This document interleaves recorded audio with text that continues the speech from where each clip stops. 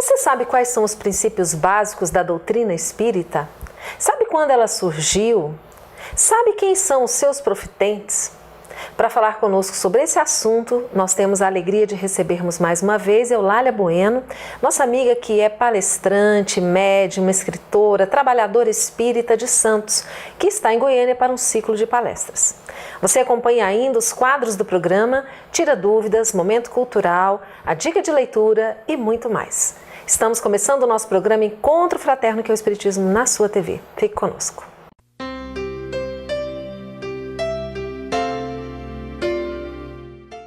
Hoje, então, mais uma vez, nós estamos com muita alegria recebendo Eulália Bueno. Eulália, muito bem-vinda novamente ao nosso programa. A nossa alegria é multiplicada, principalmente por podermos dividir esse momento com todos e levar as pessoas que nos assistem esse ambiente gostoso da família Fego, que é incomparável.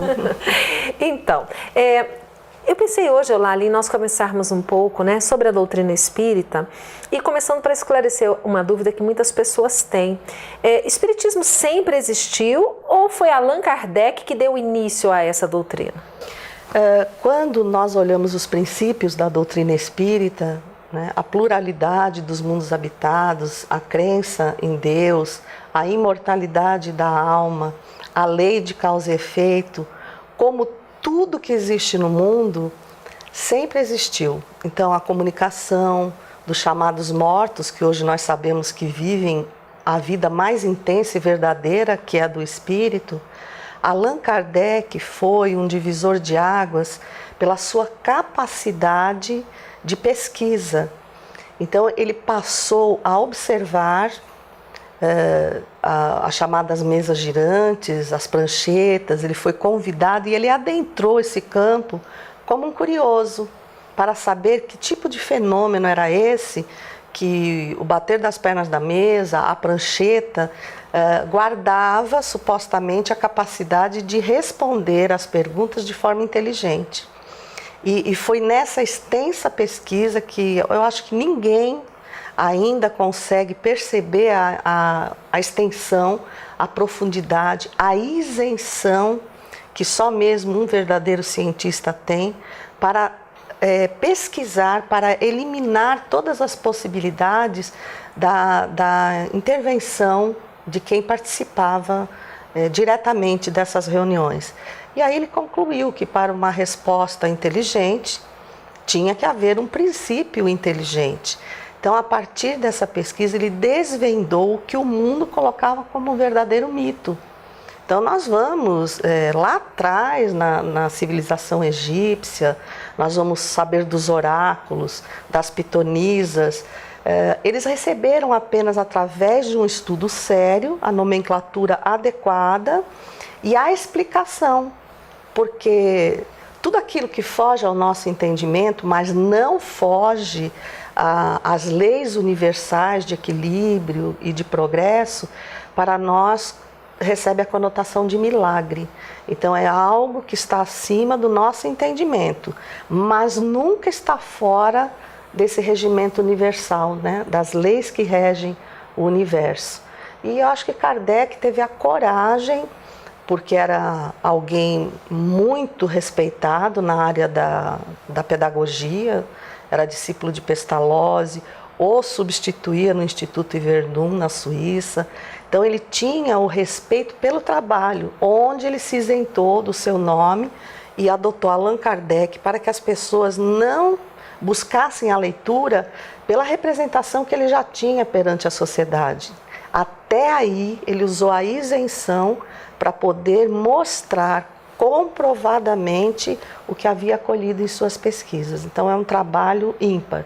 Então assim, os espíritos sempre existiram, os fenômenos sempre existiram, mas a partir de Kardec eles receberam a explicação lúcida, científica e racional que formulou os conceitos espíritas. E a partir daí, então, nós podemos considerar que o surgimento do espiritismo como uma doutrina iniciou-se com a publicação de O Livro dos Espíritos, em 1857. Sem dúvida nenhuma. O Livro dos Espíritos trouxe à tona, acho que, os maiores questionamentos da alma humana, em todos os sentidos, porque a primeira parte, ou o primeiro livro inserido, que é As Causas Primárias, ela vem falar exatamente da forma como foi criado o mundo, dessas causas iniciais que deram origem ao universo em que a Terra está inserido. Então é um assunto de um caráter universal, né, que se permite questionar pela ciência, porque em primeiro lugar o vértice número 1 da doutrina espírita é a ciência. Então não há como a gente chegar à parte da religião sem que tudo que tenhamos passado na ciência e na filosofia tenha uma conduta lógica. Eu acho que isso traz a confiabilidade maior, porque ele mesmo disse, se um dia a ciência contradisser a doutrina espírita, fique com a ciência. Então eu achei isso magnífico, de uma clareza, de uma lógica imprescindível para que a fé não seja cega. Ela caminhe com uma razão do porquê escolheu aquele caminho. Então é fantástico. Sem dúvida. E é interessante nós sabermos disso, porque muitas pessoas dizem, acreditam que o espiritismo é proibido na Bíblia. Não é? Existem algumas versões que proíbem o espiritismo. Então nós vamos entender que isso não é possível, porque na verdade o espiritismo surgiu, né, em 1857, e a Bíblia, como nós sabemos, é um livro que tem mais de 2000 anos. Não tenha dúvida. Eu acho que as pessoas confundem um pouco, por falta de conhecimento, com a proibição da evocação dos mortos por Moisés.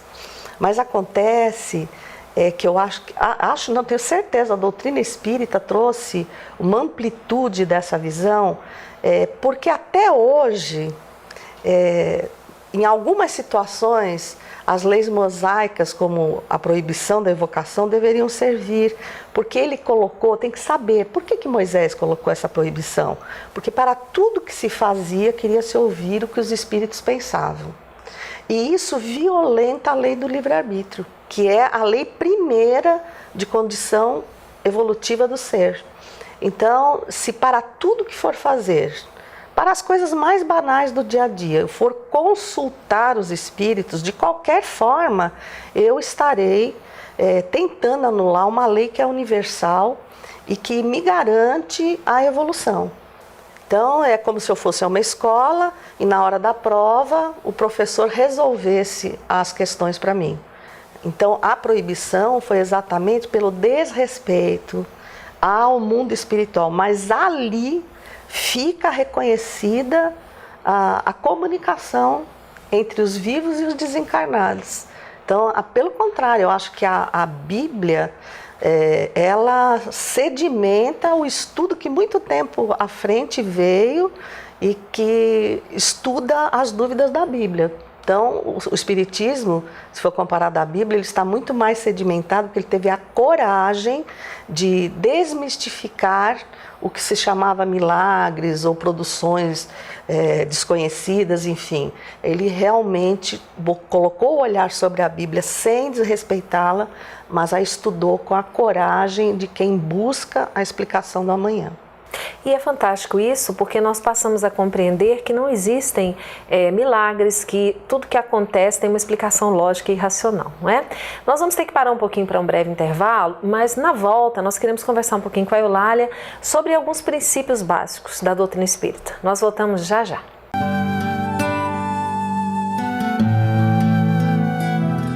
A dica de livro de hoje é essa, das causas primárias, do Tarsilo Rangel. Por que eu estou dando essa dica? Trata um assunto que para muitos é árido, que é a parte científica do Livro dos Espíritos, em especial sobre a criação.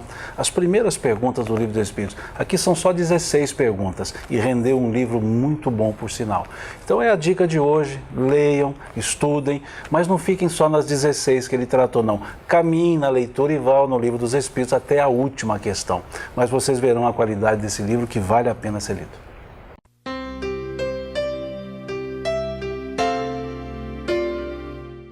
Estamos de volta falando hoje sobre doutrina espírita com Eulália Bueno. Eulália, quando nós iniciamos a leitura, o estudo de O Livro dos Espíritos, na primeira parte, a primeira questão, Kardec começa perguntando o que é Deus. Como é que o Espiritismo entende Deus? Os espíritas realmente creem em Deus? Mas não tenha dúvida alguma. Só que a ideia de Deus, ela é muito maior e muito mais integrada a nós do que a ideia primeira de que nós somos feitos à imagem e semelhança de Deus. Isso faria com que estejamos projetando em Deus as nossas próprias deficiências. Por isso aquela primeira concepção do Deus que pune, do Deus que castiga, porque se, obviamente, de uma forma mais ampla, e nós somos criados à imagem e semelhança dele, ele tem as mesmas atitudes que nós. E a gente não pode conceber um filho de Deus, né? Não vamos falar o Filho de Deus, como Jesus, que veio nos ensinar perdoar não 7, mas 70 vezes 7, amar ao teu próximo como a ti mesmo. Ali já se desmancha essa ideia de um Deus muito limitado, que condena sem dar a oportunidade do refazimento, da reeducação. Ele anula o processo reeducativo. Todas as penas são eternas. Aquele que labuta e vence vai para uma contemplação eterna. Separam-se os espíritos de mães e de filhos.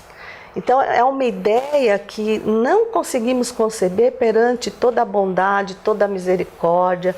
Então, ao dizer assim que Deus é a inteligência primeira, a causa primária de todas as coisas, nós nos sentimos imersos nessa grandeza de Deus. Então, eu não estou mais aqui, Deus lá, mas Deus está em mim.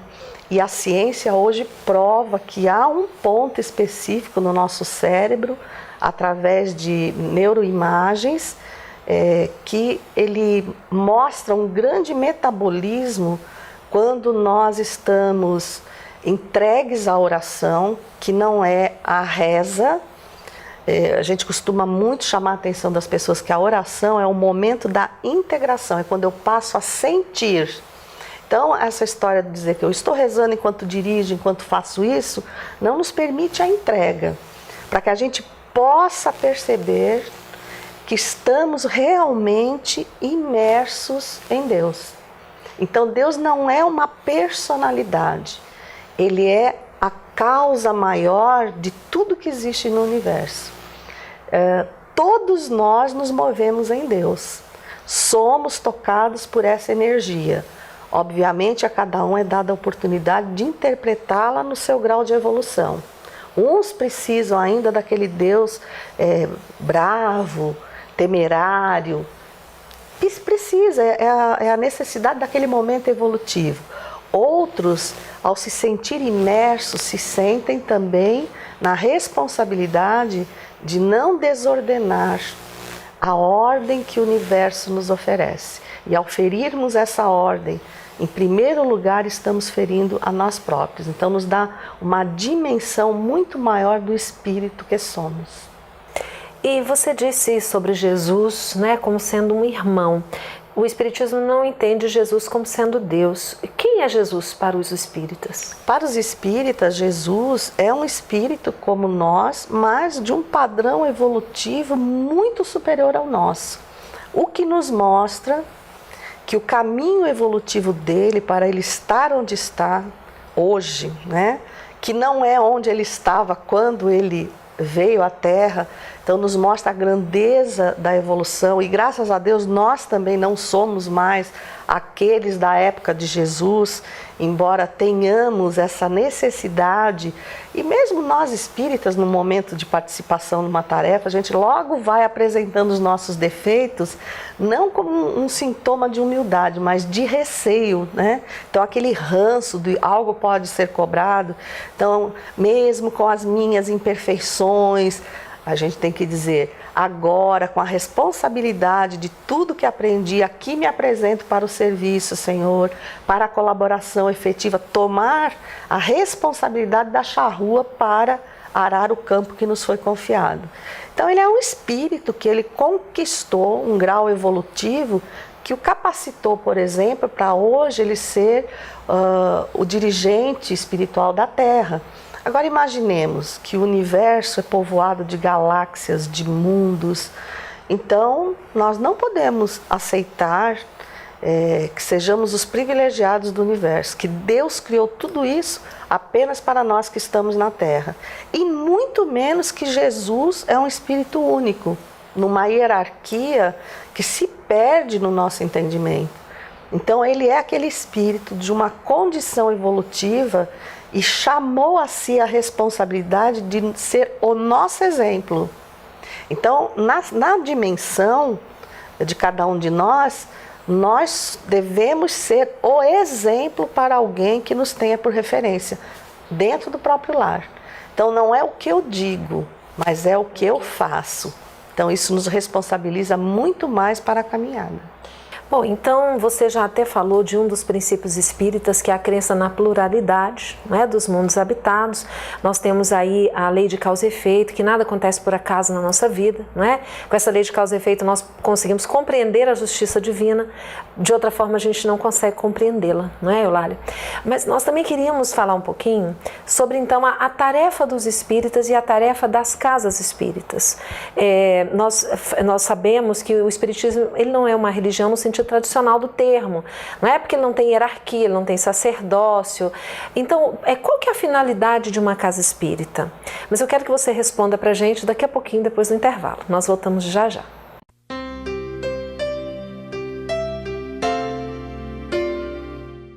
Olá, amigos. Estamos aqui para convidar a todos para o 33º Congresso da Federação Espírita do Estado de Goiás, que se realizará no ano que vem, 2017, de 25 a 28 de fevereiro, cujo tema será Vida, Desafios e Soluções. Nós estaremos lá e será uma alegria poder abraçá-lo, poder encontrar a família espírita e outros simpatizantes do espiritismo em torno dessas reflexões e nesse evento que já se tornou um evento tão aclamado, tão esperado, que as pessoas têm um profundo carinho e que entrou definitivamente na agenda do movimento espírita, que é o congresso patrocinado pela Federação Espírita do Estado de Goiás. Até 2017, te vejo lá.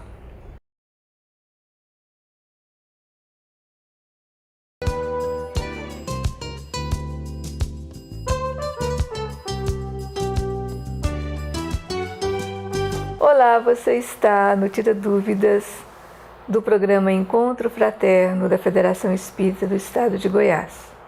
Envie suas questões para o e-mail tiraduvidas@feego.org.br e essas questões serão trazidas para esse quadro, onde tentarão ser respondidas. Conosco, Euzi Nascimento, e a questão de hoje, Euzi, é a seguinte: os mentores espirituais estão dispostos ou podem auxiliar na resolução de assuntos materiais? Assuntos materiais. Talvez seja resquício do hábito, da mitologia grega, romana, de estar sempre recorrendo a entidades para alcançar aquilo que se deseja. Nós sabemos, já nos foi dito que pedi e obtereis. É lógico que pedindo, realmente, nós somos muito ajudados, mas somos constantemente ajudados pelos nossos mentores que não nos deixam, que estão sempre nos conduzindo, nos inspirando para o bem. O que nós precisamos fazer é manter a sintonia com eles, para que nós saibamos perceber com bom senso aquilo que deva ser feito, para que nós acertemos mais e não vamos deixar de confiar na certeza de que as coisas sempre virão para nós, elas se encaminham para nós, o nosso querer é muito importante. Nós não vamos dar trabalho aos nossos mentores para que eles organizem nossa vida material, nós temos condição de fazê-lo. Eles poderão nos orientar, nos inspirar, mas não atender a esta solicitação, porque compete a nós mesmos verificarmos como estaremos ante estes problemas que surgem na vida de todos nós e que servem, na verdade, para incentivar, estimular a nossa inteligência e que as nossas virtudes nos façam encaminharmos-nos nesse sentido com o melhor de nós mesmos, com dignidade, para não pedirmos o impossível. Ou você acha que não é isto ou tem alguma coisa a acrescentar? Não, é perfeitamente isso, porque na verdade, mentores espirituais, espíritos protetores, estão conosco para nos respaldar em nossas necessidades, em nossos problemas, em nossas dificuldades, mas não para resolver questiúnculas e muito menos para trazer para nós as facilidades materiais que apenas o trabalho, o esforço, a dedicação têm tudo para conseguir. Então, mentores são amigos, não são criaturas que estão jungidas a nós para simplesmente atender os nossos menores desejos. Eles aí estão para nos orientar os passos na conquista de nós mesmos. Então, que tenhamos essa conexão, sim, com o mentor espiritual, com o espírito protetor, mas reconhecendo com todo respeito a devida função deles. Nós agradecemos a sua atenção e até a próxima.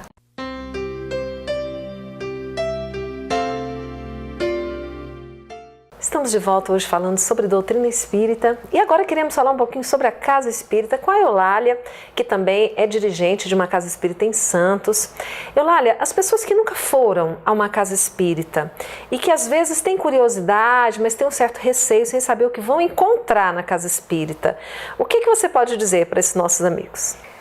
Que a Casa Espírita é um lar, um hospital e uma escola que acolhe a todos nós e que nos oferece a dádiva da reeducação. Então ela nos apresenta um Deus misericordioso, mas ela também nos diz que somos os responsáveis pela arquitetura da nossa existência. Como você citou anteriormente, a lei de causa e efeito, ela é algo que rege o universo, então também cada um de nós.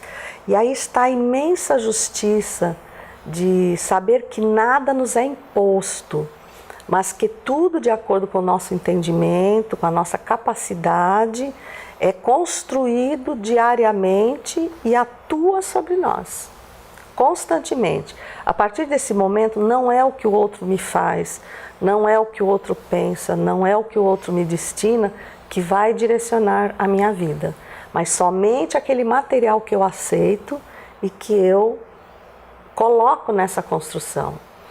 A Casa Espírita, segundo Herculano Pires, no livro O Centro Espírita, se os espíritas tivessem a dimensão e se tornassem os exemplos vivos, ela realmente faria toda a diferença no século XXI.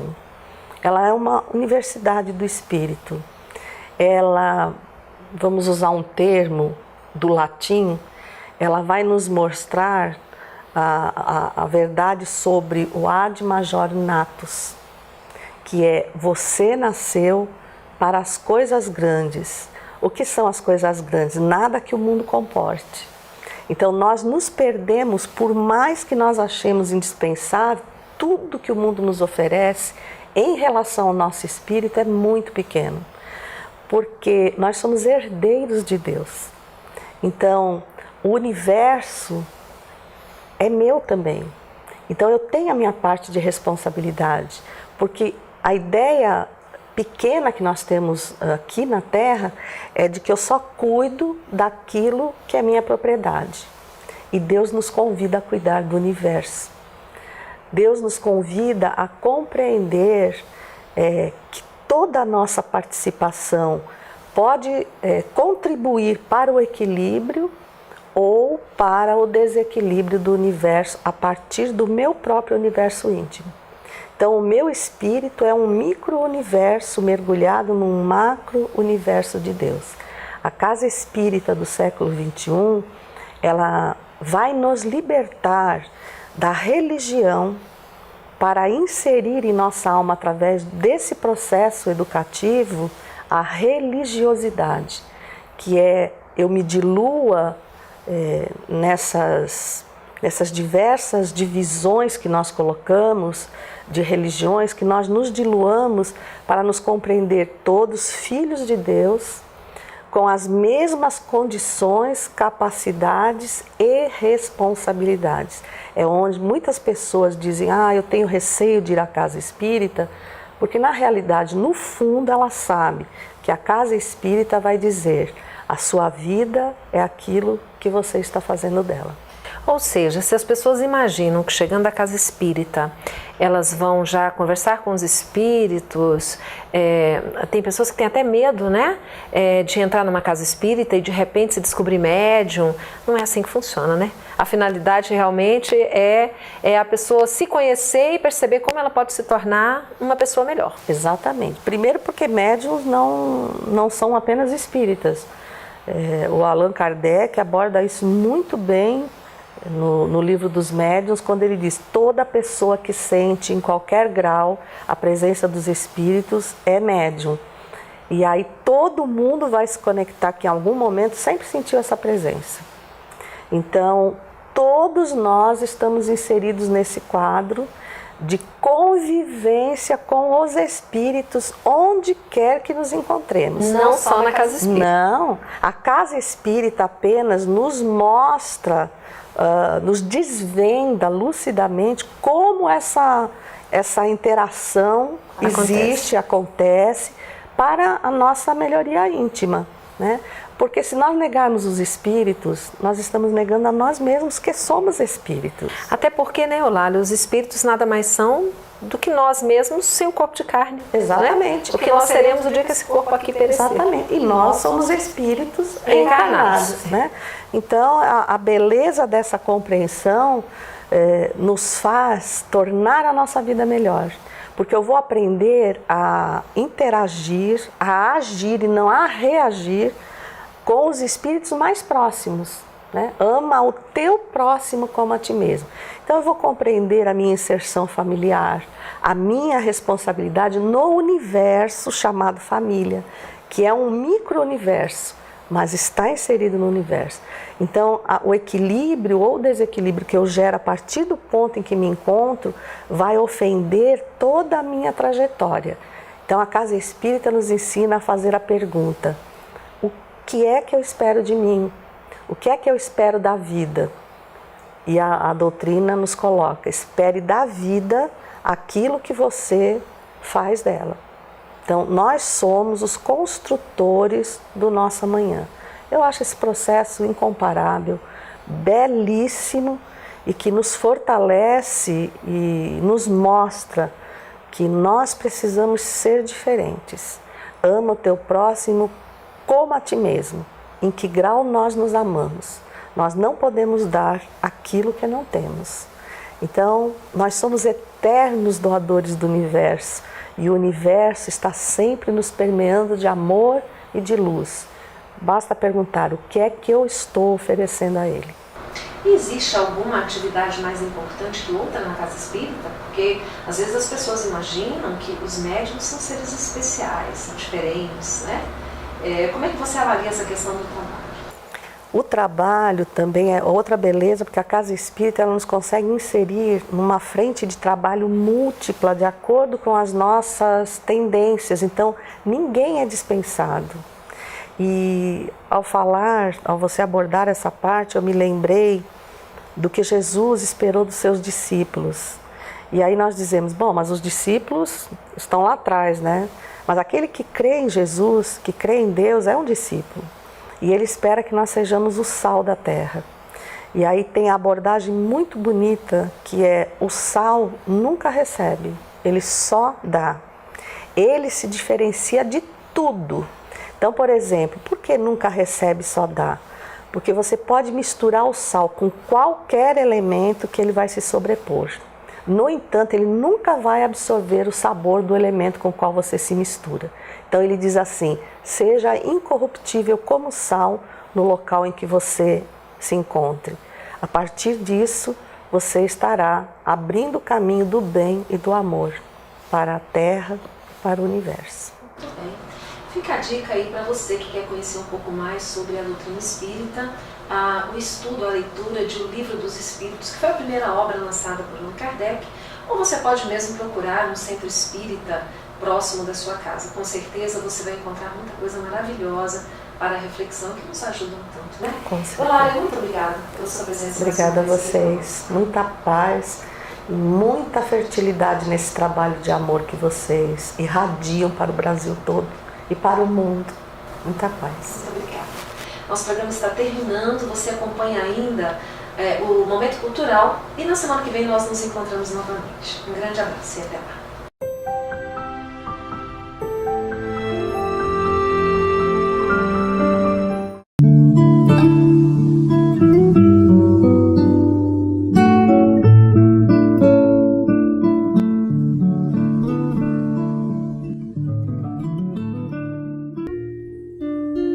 Que venha pro lado de cá, pequeno, que venha sereno e feliz, que tenha uma vida doce, tem tanto amor a te esperar, tem sonhos, tem uma família a vibrar, a velar teu sono, e quando acordar, um sol vai brilhar com a luz que faltava pra casa virar um lar. Então vai nascer criança tão linda, queremos dizer